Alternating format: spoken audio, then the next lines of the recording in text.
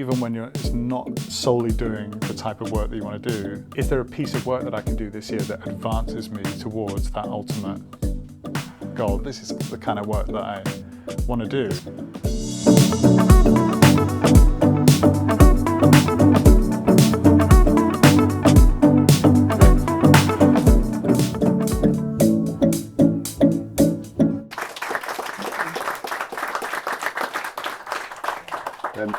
In the edit, we can put that applause at the end and it'll look like it went really well. I first became aware of Ed when, after the arena attack. So that was my first, in the New Yorker, Ed had wrote a piece after the vigil. So you'll remember 22nd of May 2017 had that awful attack, and then the following day there was a vigil in the town hall, and I remember being transfixed by that vigil and almost not knowing how to put it into words. But Ed did, and I read his article in the New Yorker, which we later put in this book, and you'll see some of the artwork around this room, which is also from the book. And he just articulated what happened really well. I was going to read a couple of bits, but there's no protocol. Well, the title was "At a Vigil, Manchester Gets the Poem It Needs." There's no protocol for a vigil that I know of, but by some peculiar reflex, everybody in Albert Square seemed to know what to do. Just before the clock of the town hall struck 6, some loudspeakers began to play Edward Elgar's Nimrod, which is as close to a national anthem of mourning as Britain possesses.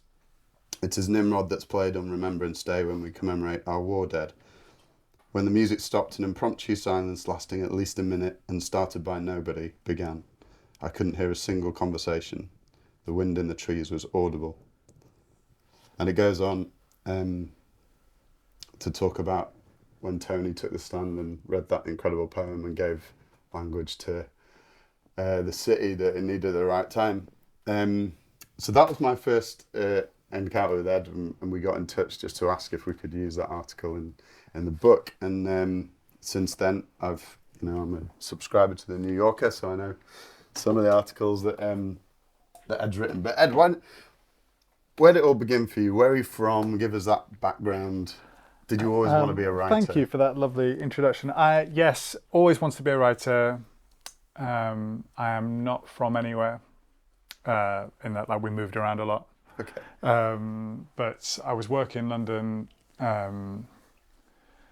since graduating. I was at Edinburgh University, did English at Edinburgh, and then I moved to London and had written for, since I was 11 or 12 years old. I was a weird kid. In that sense, in that I was always, I read a lot. I liked writing stuff down. I liked, articulating what I saw around me. And when I was a teenager, I was lucky enough. I had absolutely sort of I was very, very naughty.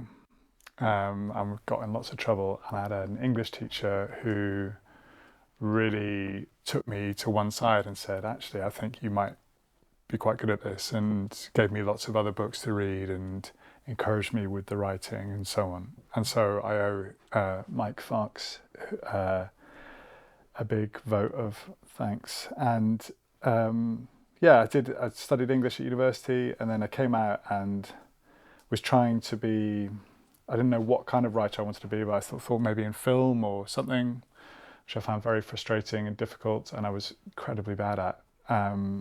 And I was reading scripts and, for like 50 quid a go and doing little script reports, and that was not really sort of paying the bills. I just got my girlfriend, now wife, said, "I really think you need to think of a different way to do the thing that you want to do." And I started getting some work experience at newspapers and magazines, and I started at the Independent. And just by knocking on the door, or? I wrote to them. Just said, "Would you have 2 weeks for me?" And they said, "Yeah." So, I'd also written to like 30 other people who had all said no. But they said, we got 2 weeks. I think someone had dropped out of their official program. And then in those 2 weeks, a couple of people were ill, and someone needed me to write a piece for, I think it was like the media pages, and the editor in chief saw it and thought it was good and didn't know who I was, and came over and said, "Who are you?" And I said, "I'm Ed. I'm on work experience." And he said, "Oh, you can stay." Wow. So I stayed. Simon Kellner came Wow. over. So I stayed at the Independent. I stayed there for 3 years. And in that time, just to talk, because we're all here about being kind of inspired, and I was thinking about this, like, what is it that made me want to do the thing that I do? That period was a period in which my bosses on the features desk at the Independent were voracious readers. They were huge fans of just good work generally. And they used to get, it was kind of before everything being on the internet, it was kind of, mid 2000s, like they used to get sent the New Yorker, the Atlantic, Vanity Fair, New York Times Magazine, all of these American magazines that had this kind of writing that we didn't really have here, which was long reported nonfiction. It had structure, it had scenes, it was vivid, but it was all true. It didn't really exist here in a way that I could see. And they used to give me stuff, good stuff to read, which I used to read at the weekends. And I remember consciously thinking, this is what I want to do. And it's very hard to do it in this country. And so I thought, well, what's the way that you get to do that? I'd try and build up my CV somehow so that I do a bit more of this work, try and convince some British publications to let me do more ambitious things, which I did eventually with kind of GQ and the Sunday Times Magazine. And then, when I was in my early 30s, I got my first commissions for the New York Times Magazine, the Atlantic, and eventually the New Yorker said, "We'd like you to, try something for us." But that's a period of 11 years. Right. So I mean, I'm synthesizing, but yeah, that's essentially how I got to. I mean, you've just dropped some names. I'm going to read some of them out, but you. I mean, you say you're from nowhere. Where were you I when was your born on English the. teacher was? I was in. So I was in this. So I was born. I was born on the east coast of Scotland. My dad used to fly out to the rigs. He was a helicopter pilot, Right. and he died he died in an accident when I was very young. And my mum had three of us, and was kind of just couldn't deal, and we all went on three boys. I'm the youngest of three boys, and we all went on various. We got scholarships to various like boarding schools and what have you. So I was in a little funny, weird boarding school in Kent for when I was 9, and then I went to an even funnier one in Berkshire, which was where my English teacher was. Which was a lot of it was, I described it as like posh thugs. Right. That was basically what it was. So if you were like, I mean, I quite enjoyed all the, the sport and the, all that business. Yeah. But I also quite liked reading novels, which was not a like absolutely top tier activity in the school for posh thugs. So, um, so yeah, that was where I encountered the English teacher. Right. And so then I'm going to read out this. You end up writing for obviously the Sunday Times Magazine, Esquire, GQ, the Independent, the New York Times, the New Yorker. Was there a lucky break? I mean, you've described the entry point was you knocking on doors and someone said yes, and then I guess Yeah, there was it's all luck. there's some luck involved in that someone was off and you end up writing, but there's a lot of merit there as well. How do you, you said then I ended up writing for and I persuaded them to. What does it look like to persuade GQ to let you write for them?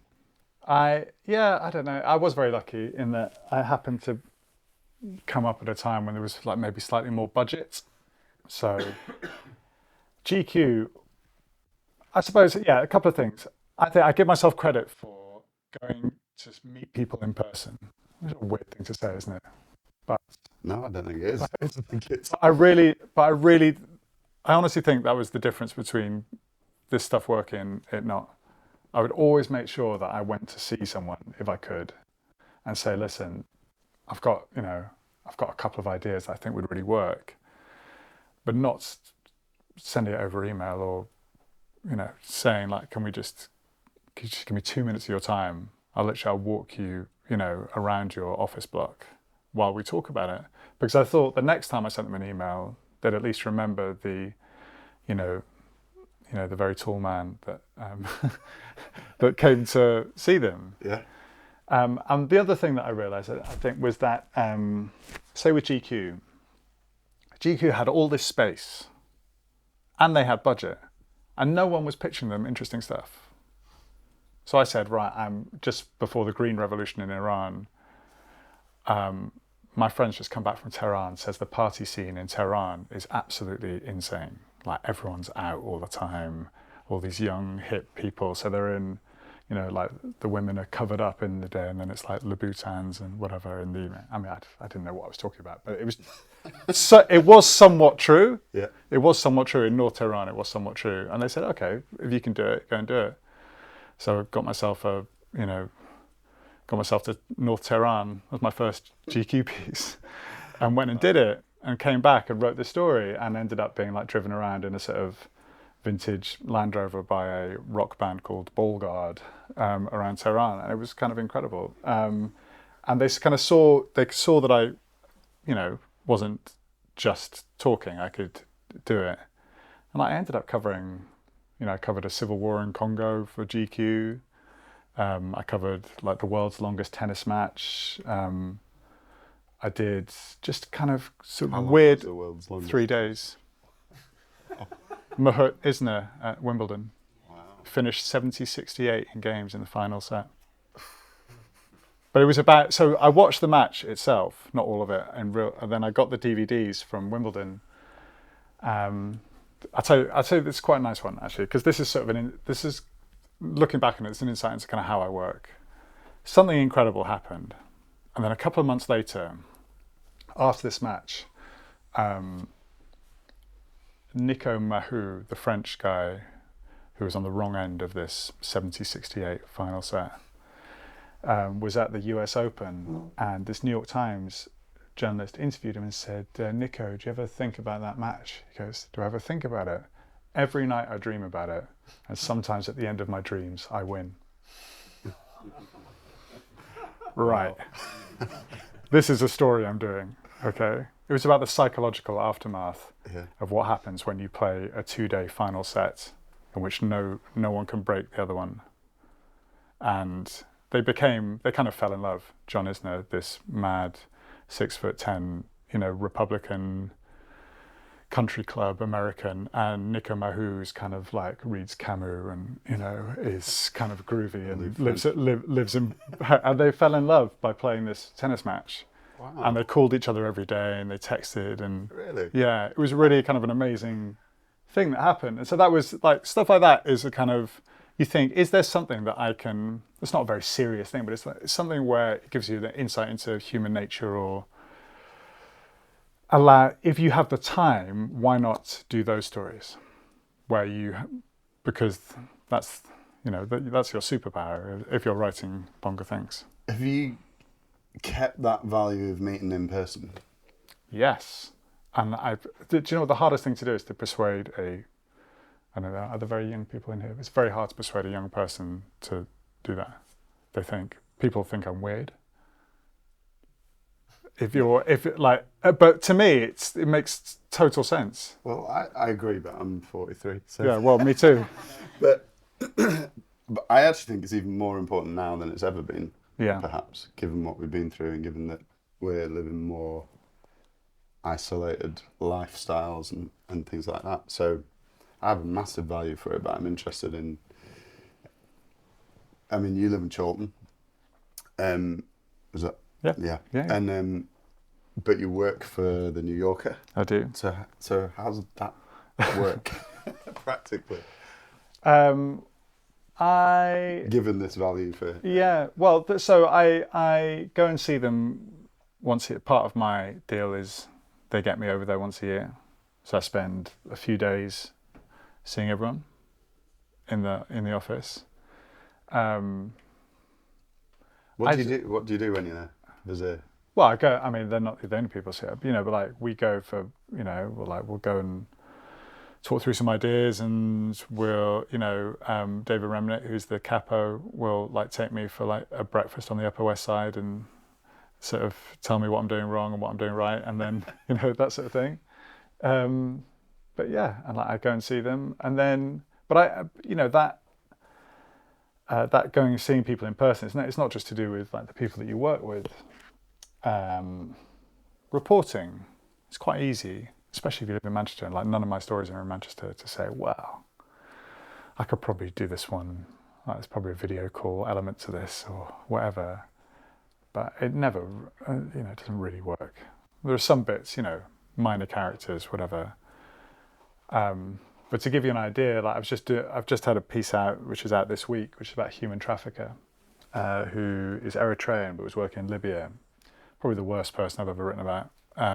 Just extorting migrants and spending the ransom money gambling in Dubai and blah blah blah. Anyway, there was a kid, a Eritrean kid, Ethiopian kid, who was in Greece, and I talked to him in lots of different ways through translators, WhatsApp, like kind of 3-way conversations, whatever. And I was like, you know what, this isn't working.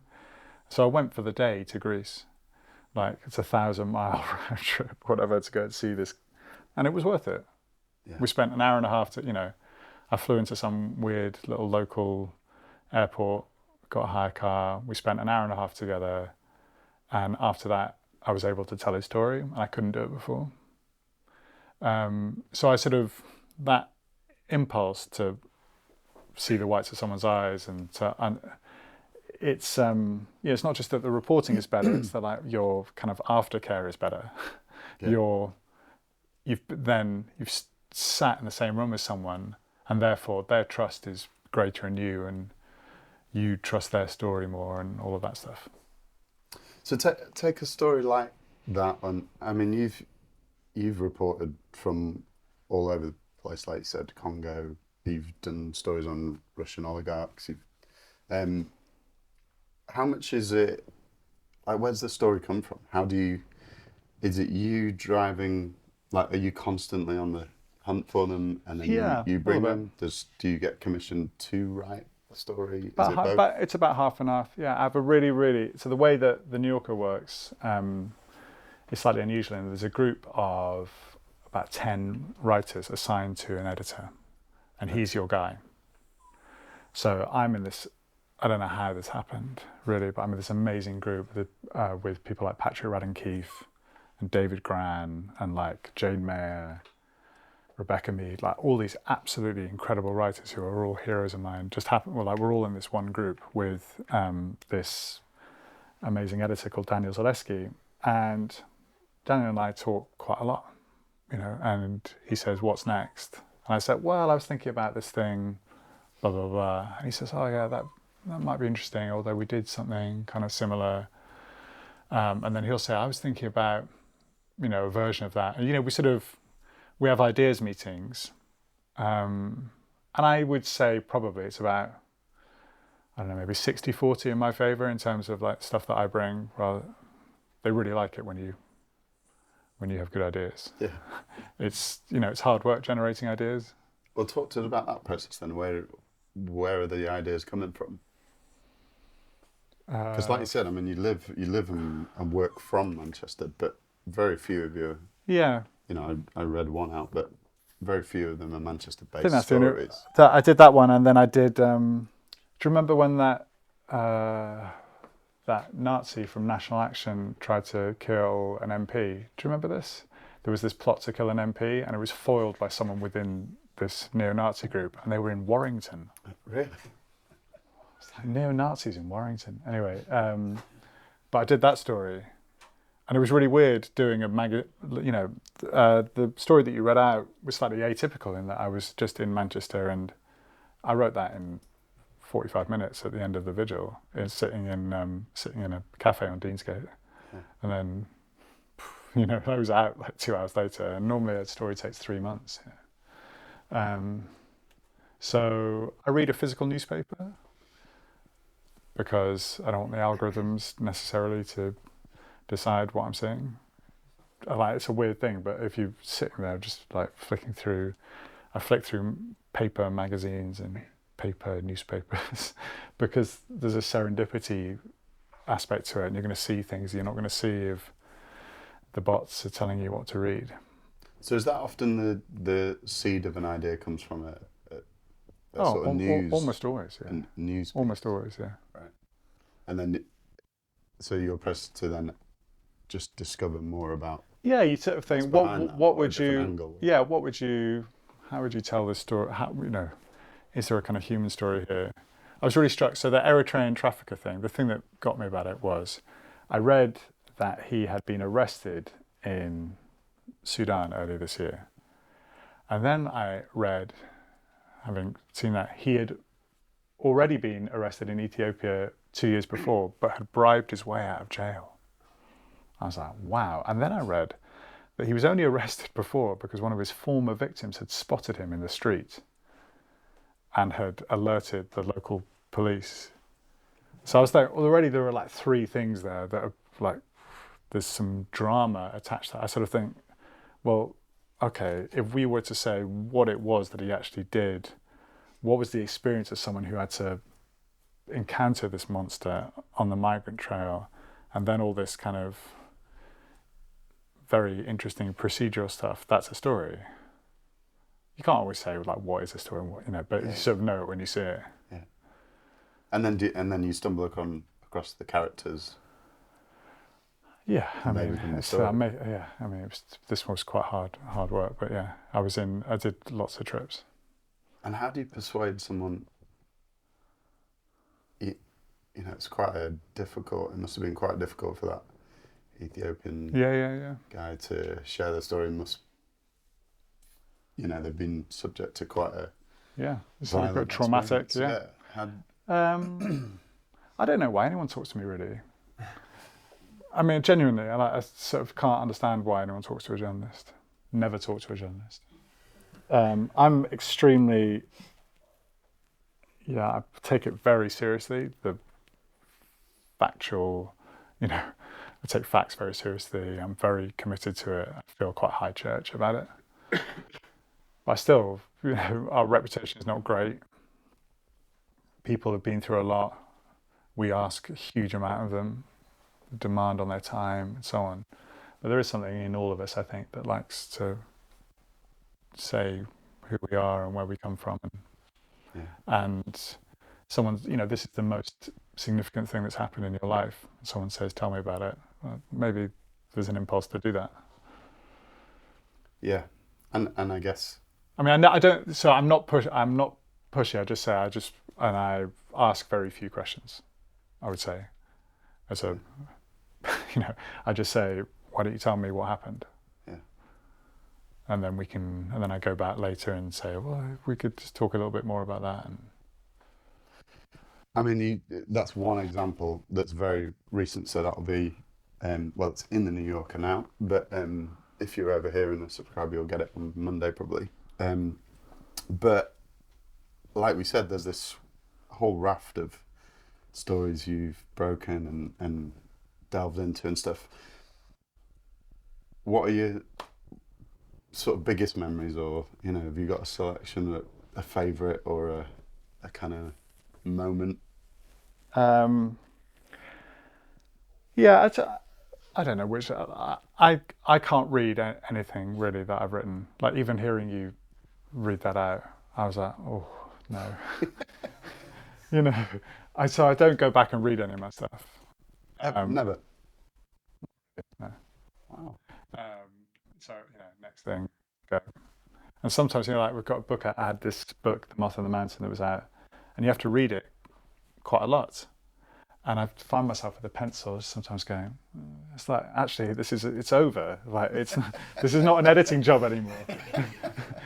Leave it, It's funny hearing the voiceover, people talking before. When I was thinking about doing the audio for that book, and the main character's from Yorkshire, and all that came out of my mouth was Geoffrey Boycott every time.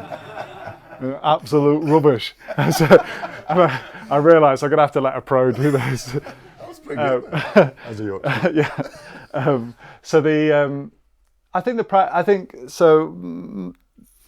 the place that I've always wanted to work for was the New Yorker. There was the people, all my heroes wrote for them. It's exactly what I wanted to do. And I had this opportunity. I'd been banging on their door for a while, and they said, yes, you can write something. And I had this commission, and it was to find out who the owners of the largest private house in London were. This house called Whittenhurst, which is in Highgate.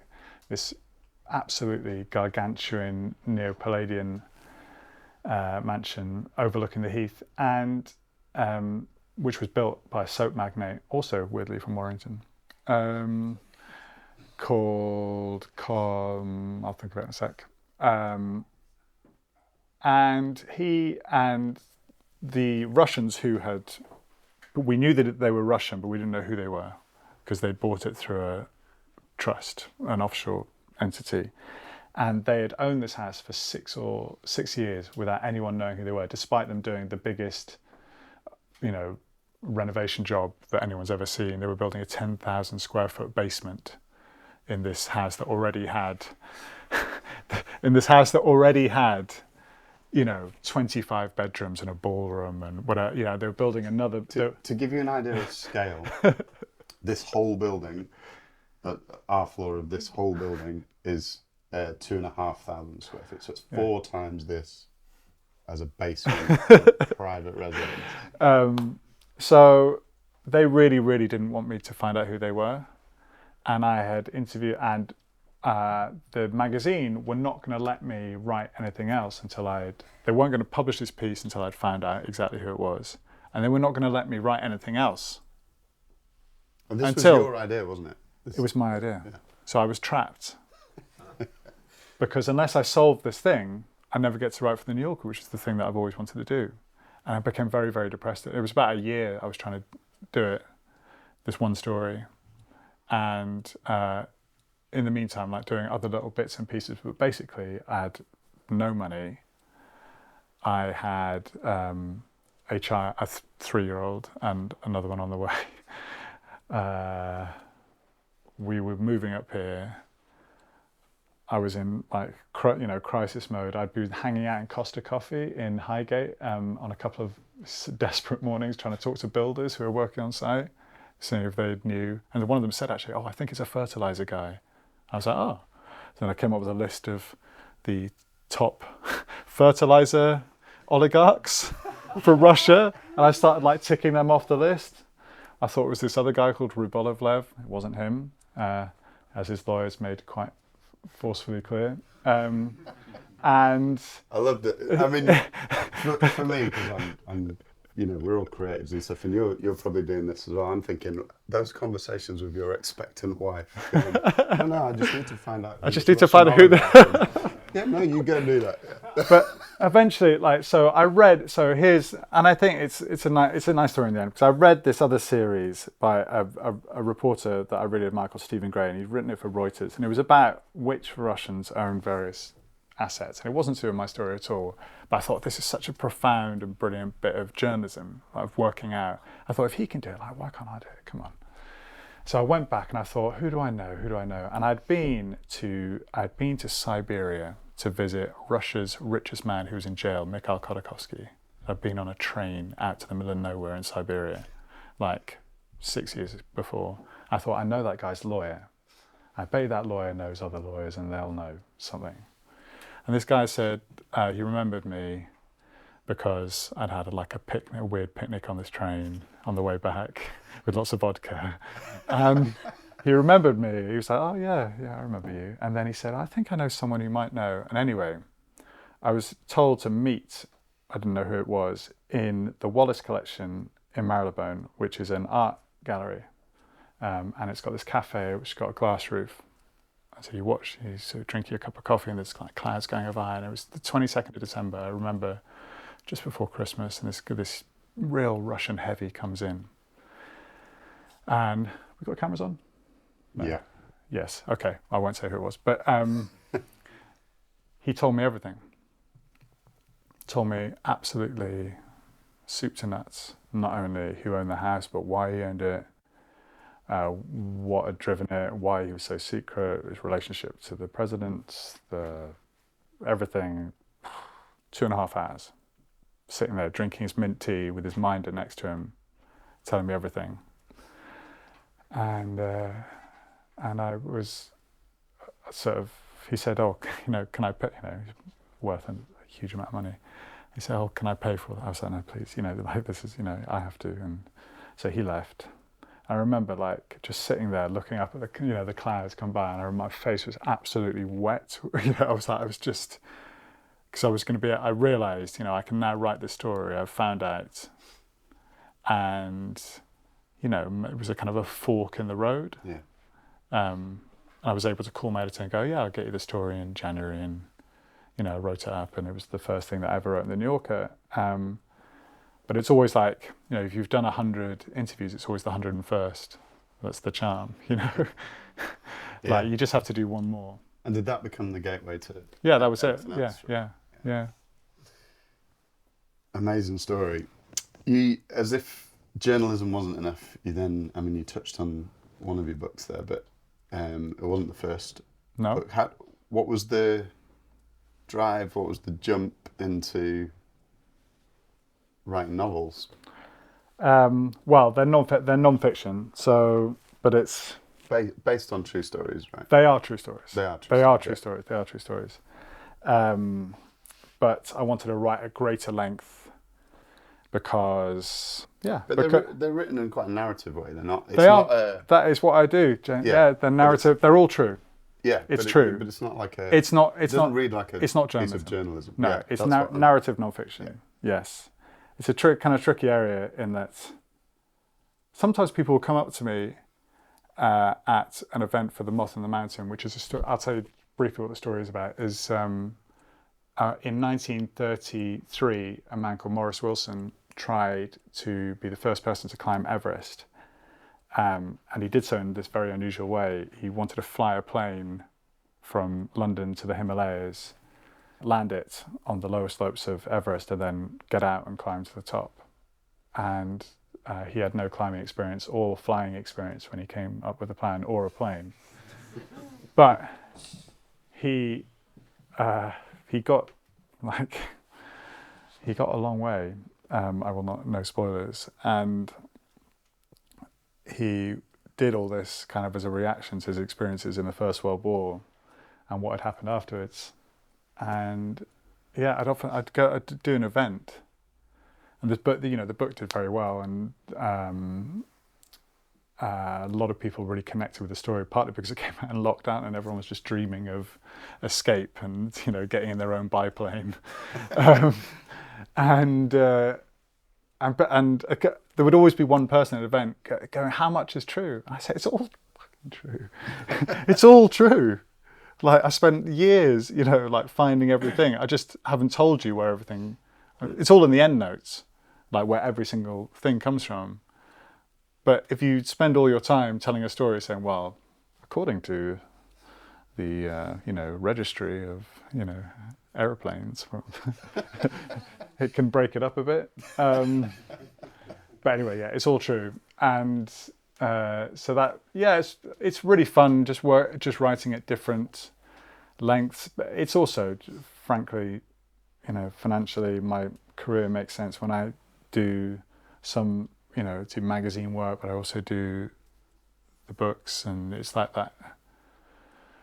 I've got into a kind of metabolism where I sort of working on both. There's one long-term project and there's some slightly shorter term stuff. You just kind of, like, I think everyone in this room would understand, like, you have to find the way of working that is good for you. And so am I right in thinking the first one was 2 hours? Exactly right. Yeah. And give us a bit of summary of that, but also how did it come about? Was it just a really natural step?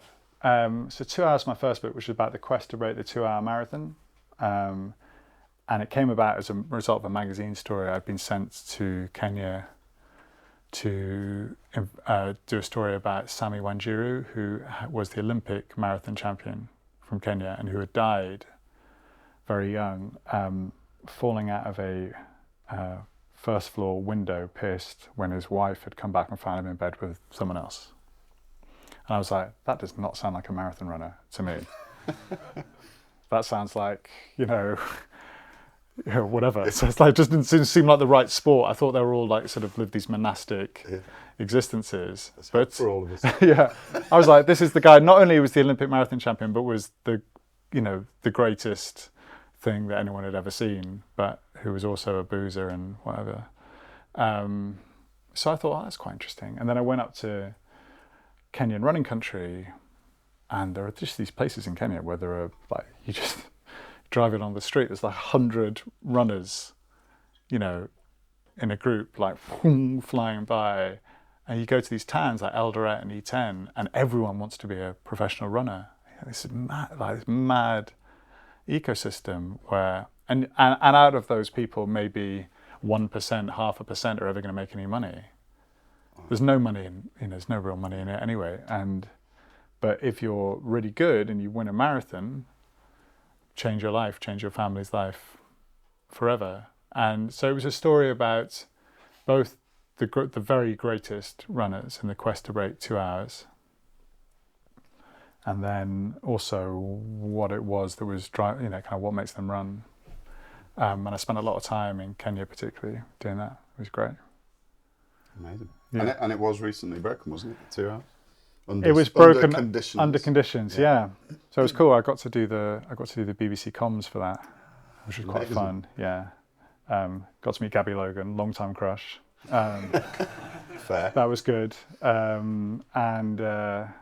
It was really fun just watching Eliud Kipchoge do it in Vienna, who's someone I knew reasonably well as well. I'd spent a bit of time at his camp and knew him, and he's an amazing character. And then someone recently in Kelvin Kiptum in Chicago ran 2:00:29 in a record legal race. Wouldn't you? No, well, I mean, he's just smashed the world record. So, yeah, it's coming. It's coming. Yeah. Amazing. There's another book in the offing. Yeah. Is there anything you can say about that? It's called The Comet, and it's about a Belgian resistance figure in the Second World War called André de Jong, who she was this, 7 stone, like 5'3", looked about 17, and was just this absolute dynamo who decided that what she was going to do to help the war effort was to get pilots who had been shot down over occupied Europe home. And the way she was going to do it was through this network called the Comet Line. She was going to put them in disguises and send them down this kind of underground railroad of helpers and other resistance, take them across the Pyrenees and then into the waiting boot of a British diplomatic car in San Sebastian. And the Comet Line got something like 700 people out, which is astonishing, and paid the most extraordinary price for it. And so it's a story. It's a story about, there is a kind of exciting adventure part of it, but it's also a story about the cost of goodness, really. But sort of goodness and its cost. That's kind of an area that I keep on returning to. Are you meeting in the course of the research of that? Are you meeting folks? Yeah. I walked the route across the Pyrenees about a month ago with some historians of the line. So I was walking like where they would go, the safe house, and then over the mountains, and meeting lots of descendants of people who'd done the line, and God, it's just the most amazing story. And I don't want to ruin it all, but she went through something pretty, the Nazis very much wanted to stop her, and she went through something pretty horrendous. Yeah, it's a kind of it's not Tommy's and Jerry's. It's a different type of war story. Amazing. So, I mean, you're at the sort of outset. Yeah, research. Yeah. What's your timeline on a project like that? if my publishers are watching this, I fully aim to hand it in October 2025. No, I don't know. It's there's a lot of research. I've got to get, basically I have to clear away. I have to do another couple of magazine pieces. Then I'm going to ask for a little break from the magazine, and then I'm going to spend 9 months just doing book stuff. And can you talk us through some of your process? Is it lock yourself in a room? Is it go and get inspired? Is it both? No, like so little of my job is writing, even though that's what it says on the business card, because it's all research. It's all like, and once you have it, writing is. I just keep turning up at my desk at 8:30 every morning, and there's no way I don't think that I can concentrate on something that requires deep concentration and a level of creativity for more than 3 hours.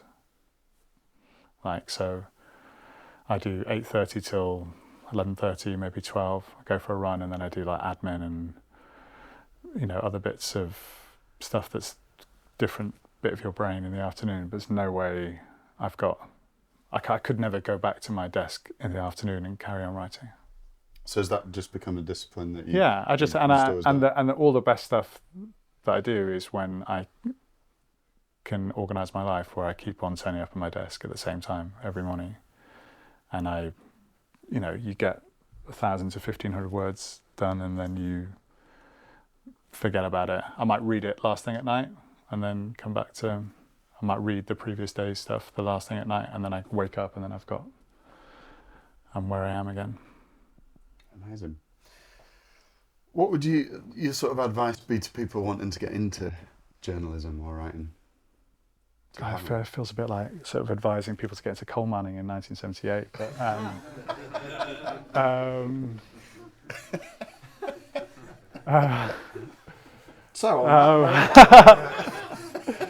no, actually that's not quite true, because there is loads of good stuff. There's loads of good stuff going on, and also there's loads of people who are in early stages of their career doing really good stuff. I think to find an area in which you feel like that it lights you up, and that is not going to be how you always make your money. Like it's taken me a long time to just be doing the things that I want to do, but to have, even when it's not solely doing the type of work that you want to do, to retain it in your mind, to be kind of faithful to that ambition, and to think, well, is there a piece of work that I can do this year that advances me towards that ultimate goal, that I could show my work and say, look, this is more like the kind of thing. I know I'm doing all this other stuff like to pay the bills, but this is the kind of work that I want to do. The sort of passion project. Yeah, exactly. Yeah. And so, which is how I was for a long time, So were you writing unpaid for the... No, I wasn't right. I was always, I was always getting paid, but it was like the Sunday Times, 20% of the stuff there was stuff that I felt kind of somewhat like, this is the area that I want to go. But I was also doing, like a quick 1,000 words for the news review, which often I didn't think much of, and whatever it was. Yeah. But like that was putting food on the table.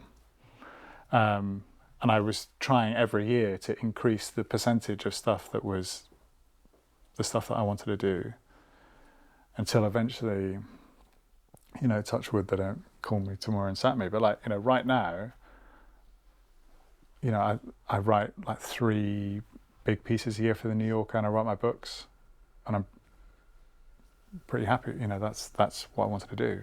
Yeah. But it's taken, I'm 43. I started when I was 24, and it's only really been in the last, 4 or 5 years really that I've pushed the balance up to, 95, 100 of stuff that like I'm working on all the time that is, what I want to do. And so your work takes you away quite a lot? It does, yeah. You've got a young family? I do. How do you balance all of that? Poorly, I do it poorly. And also, so my wife's a criminal barrister, and at the moment she's in a fraud trial in London until January. Wow. So she started 3 weeks ago, but I knew it was coming, and so I just did this absolutely frantic period of travel to get the stuff, the story that's just out, and then the next one that I'm doing done, and then I don't know what I'm going to do in December when the next one's out. I'll still have like a month. Maybe I'll do some book stuff then, and then I'll, it's So hard. you It's still get hard. into your desk at 8:30 with the school run. Well, it might be 9 now. Might be 9. Got to work around it. You've got like it's really hard, and like we're quite often playing that game of 3D chess. About like who gets to do what when, and you're moving the bits around.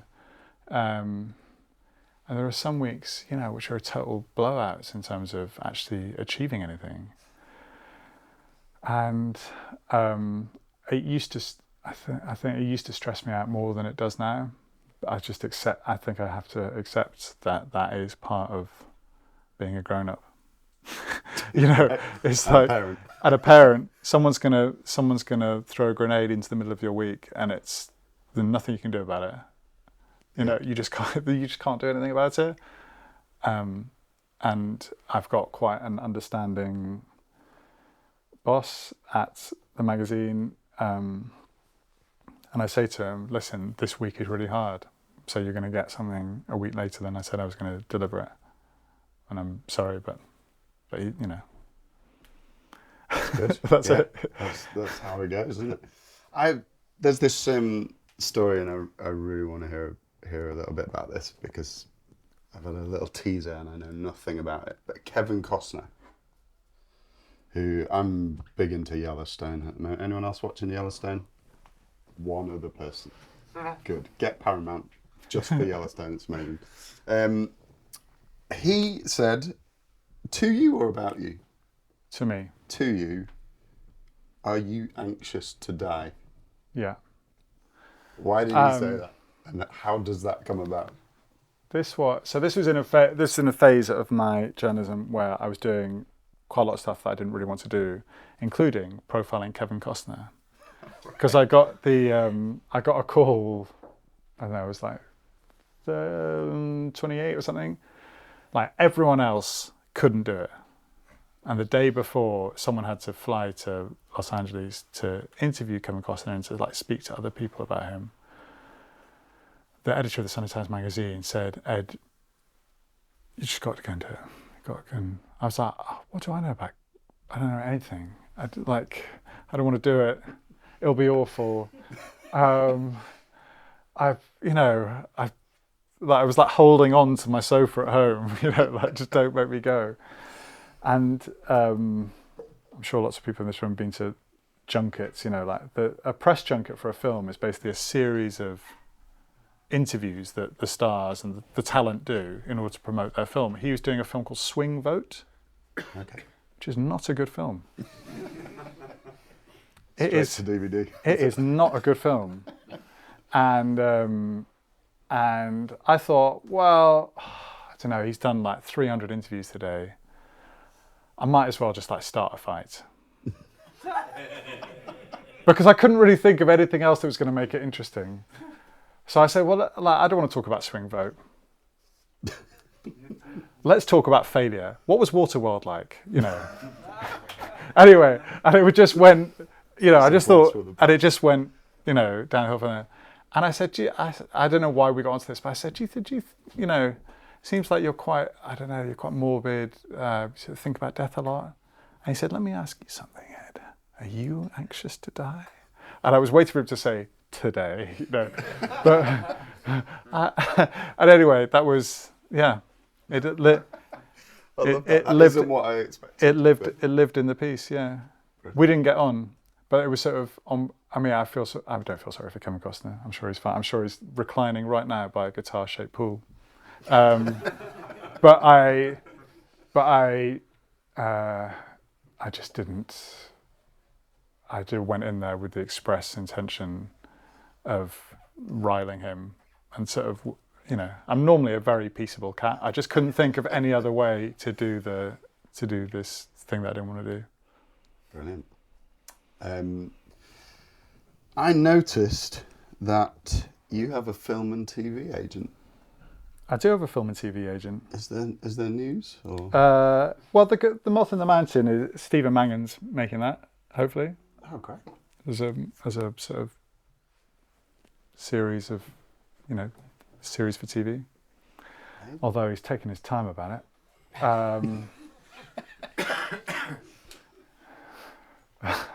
I'm sure he's doing wonderful creative work on it.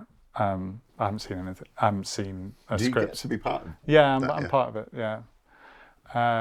So you've sort of come full circle.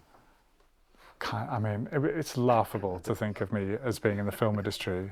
I mean, every single time I was doing the script reports for Working Title, and every single time I arrived at the front desk, they go, "Can you sign in here? Whatever." Like, do the. I was like, I sort of work here. I don't know. Like,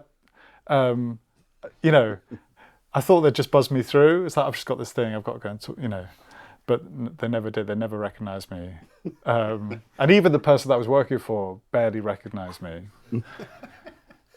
Anyway, so no, I haven't really come full circle. I've a few things been picked up. There's a thing on Netflix that's out, I think, this week, based on one of the pieces that I wrote about this thing called Cyberbunker, which I'm sort of in and whatever. So that's quite fun. Sometimes stuff happens like that. Sony picked up and then quickly discarded a piece I wrote about a diamond. But it sometimes happens that you get, the reason I got a film and TV agent is because when you write a book or a piece or something, quite often a film producer says, "Terrific, I'll, give you not very much money to option it and then not do anything with it and then let the option lapse." But sometimes they make something. Was there an expected date for the Moth? Moth? No. No. I'm assuming it's not going to happen. Well, most things don't happen. Well, let's hope so, eh? Come on, Ed. That's true, isn't it? Like your experience of film and TV is that most things don't happen. Well, yeah.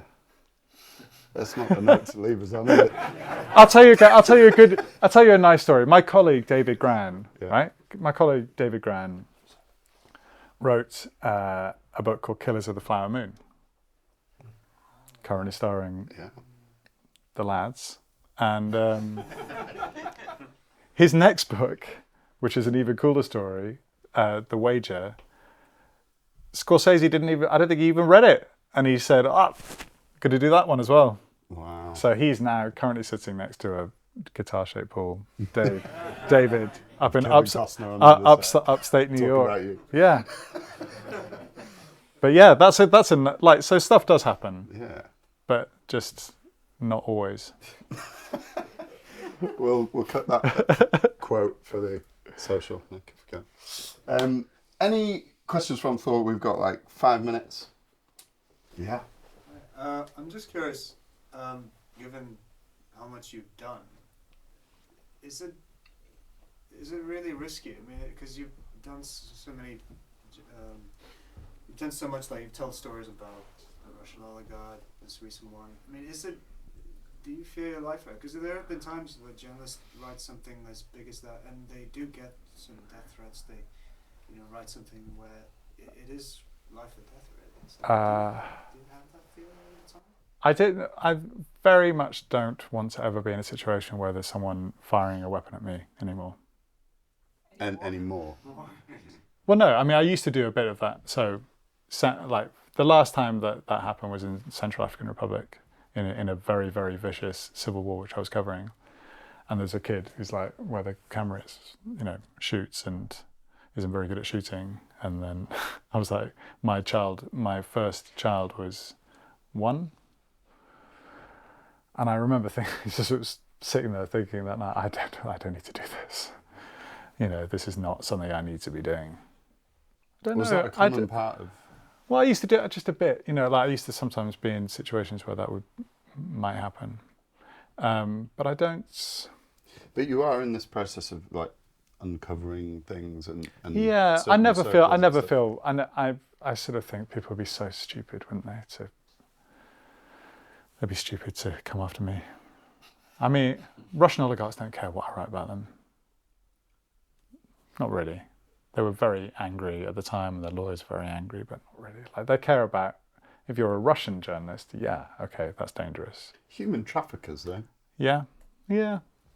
Have you ever had any intimidation to change a story or not publish? Yeah, but I don't know. I just generally feel quite bullish about, if you're right, then you're going to be okay. I feel like we approach everyone very politely, and the lawyer's really good at the New Yorker's very robust. I don't know. I just don't feel Some people have occasionally, they do ask me that, but generally that's not how life goes. Normally people use lawyers or they make threats, but they don't do anything about it. And Have you ever felt like your job was on the line with stuff like that? yeah, I mean, say for instance that big house story, their general tone was, well, you better hope you're right. And I was like, okay, this is now quite a tense moment. But yeah. Amazing. Any more questions? So of all the pieces you've done, is there any ones that you want or feel would be better visually represented? Like develop to a film or series? Personally. I think they would all be excellent. Have you got a business card? No, it's a weird thing about how people's brains work, because I was reading this piece about Ridley Scott. Have you heard about Ridley Grams? Do you know what a Ridley Gram is? No.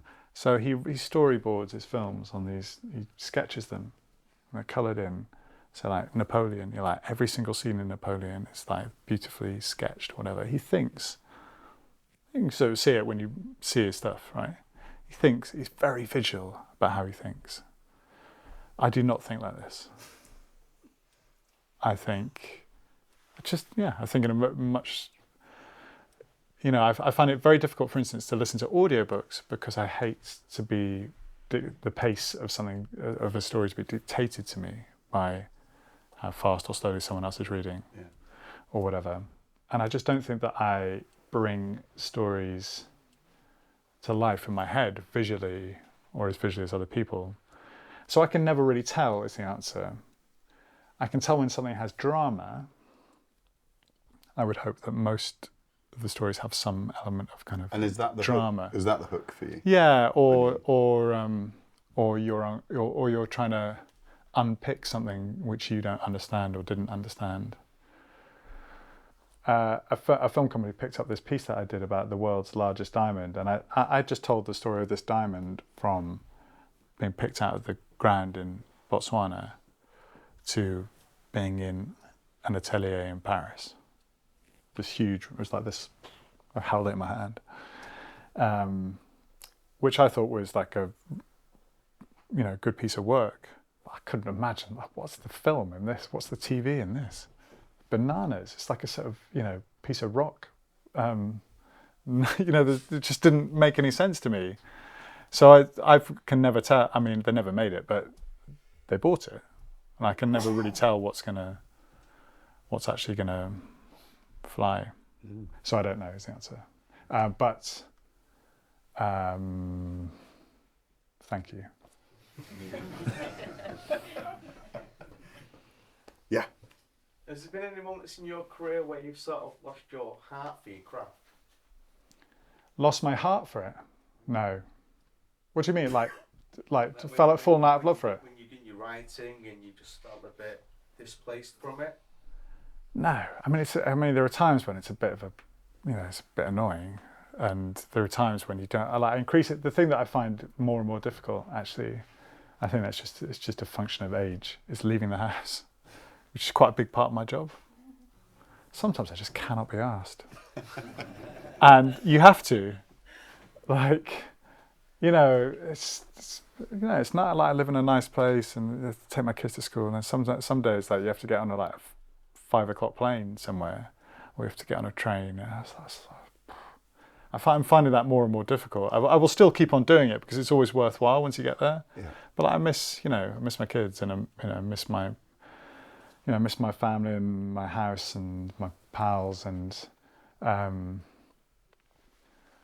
so that to me is like the hard bit is keeping getting out the door.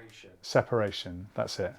The other thing to say about that though is my work can be incredibly lonely. Like when I go somewhere, I'm quite often doing it on my own, and you have to make a load of decisions on your own, and they're not just journalism decisions, they're like stuff. I don't know, like you've got to work out how to get from one weird bit of a country you've never been to another bit, and how to negotiate all the people who are trying to fleece you on the way, and like maybe you've got a translator fixer who's like squabbling with you about money or something, or there's just like, and like and you're having to make all of this. You have to do all of this stuff on your own. There's no one to sound it off, and I find that quite difficult. Very occasionally, I work with a photographer, and that's just really nice, just to have someone to say, this thing happened, and what would you do, and do you think this is the right decision, and instead of making 200, 300 decisions a day on your own. Like so, I tell you, there's just one moment that really like crystallized this for me. I did a story in the first week of the war in Ukraine. Do you remember? I mean, it's hard to remember it now, but in the first couple of weeks, 1 million people were crossing from Ukraine into Poland every week. And I went there in the first week and wrote a couple of quick things for the website about just the human stories, people coming across, whatever. I said, I just felt like there was something bigger that I wanted to do for the magazine that was in this area. I said to my editor, I think what I want to do is I want to go into Ukraine, and I want to follow one family coming out. And I want to get on a train, or I want to get on a bus or something, just come out with them and then stay with, basically to tell their story over the next 2 or 3 months. And that is a high pressure decision. You've got to pick the right people. And I remember going to Lviv station was processing something like 50,000 people a day on one of the days I was, in the period that I was there. And it was like a scene out of the Second World War. It's like, just if you took away the smartphones, it's exactly like one of these big moves of people. And eventually I got on a bus, and there were all these people on the bus, and I thought, right, my family's here somewhere. And I was like, I was talking to everyone, and they're all in this very stressful moment in their lives. I was like, God, I just wish I had someone to tell me who it is. And then eventually this guy outside the bus puts his hand on the window like that, and a woman puts her hand back like that. So their hands are like this, either side of the glass, and then the bus drives off, and she turns away and takes a deep breath. I thought, okay, that's it, it's you. Wow. But like, until I'd seen that, I couldn't, like, everyone's stories were horrendous. Yeah.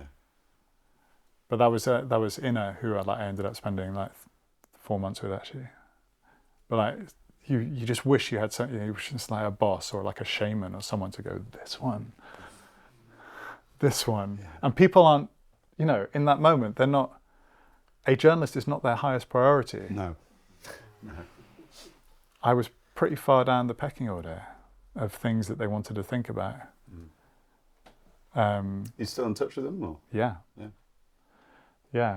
The Max, the husband who hands the glass, who I went back into Ukraine to see after I'd spent a bit of time with him, is still in Ukraine, and Inna and her 2 girls are in Germany, doing really well.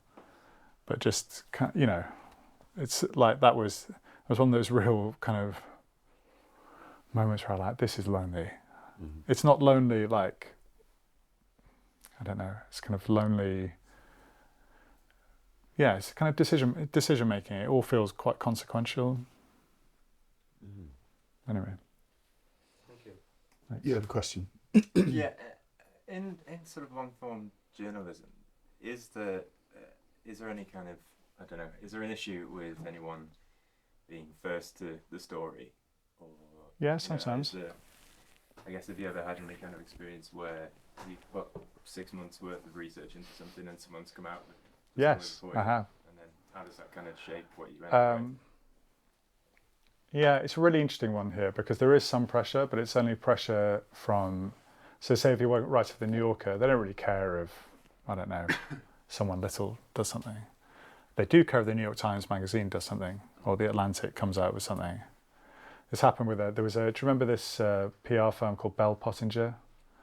Known in the trade as Pol Pottinger, because they would take on anyone. Horrendous people. And they had done this very racially divisive campaign in South Africa, and the firm had imploded as a result. And I kind of knew the New York Times were working on it. I didn't know when their thing was ready, and just as I was about to turn it in, this big piece came out in the New York Times. My editor very calmly said, "Okay, they're first. Now we must be much better." And my piece came out like 6 weeks later, and it was, I think, much better because everyone had talked to me. But yeah, it does matter, but not, we wouldn't want to follow by a week. We'd want to follow like we did, like 6 weeks later with loads of new stuff. But yeah, I really hate working on stuff that other people are working on. Do you Because get like a crossover? you get a crossover, contributors yeah, and people are like, "Oh, I thought I talked to you already." I'm like, "No, and you sort of always work, like I don't really second guess myself. I'm the only person working on something, but you really second guess yourself. Like, I wonder what they've got, So yeah, that can be quite stressful. Yeah. Well, I think we're going to wrap up. I want to honour everyone's time. Thank you so much for coming. But can we really just give a great big thank you to